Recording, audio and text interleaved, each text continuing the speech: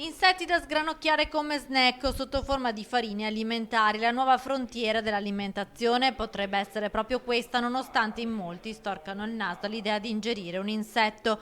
L'allevamento di insetti da utilizzare nei mangimi per animali e come alternativa alimentare a livello europeo sta diventando invece un settore molto promettente. Nel 2009 gli insetti sono stati inseriti nei regolamenti europei che li citano come direttamente o indirettamente alimenti. In Olanda e in altri paesi ormai sono sdoganati. In Italia il Veneto è la prima regione ad includere l'allevamento degli insetti nelle attività di imprenditore agricolo e ora la provincia di Padova vuole fare da capofila ad uno studio innovativo. Il Veneto vuole essere una cabina di regia, ma Padova in modo particolare. La provincia di Padova ospita il Museo di Esapolis, che è il più grande museo di insetti esistente. Parte un primo ciclo di approfondimenti proprio per trovare una norma e rendere l'Italia al passo con l'Europa.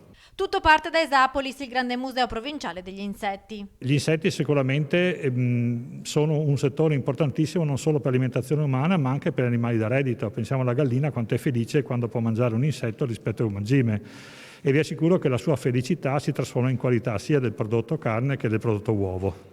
Ma non solo, la svolta ulteriore sarebbe l'impiego degli insetti nel settore alimentare come il Tenebrium molitor, una larva che dal 2020 ha ricevuto l'autorizzazione ad essere utilizzata. La cosa più semplice è quella di produrre farine proteiche o altri materiali che possono essere utilizzati in paste o biscotti o altre cose.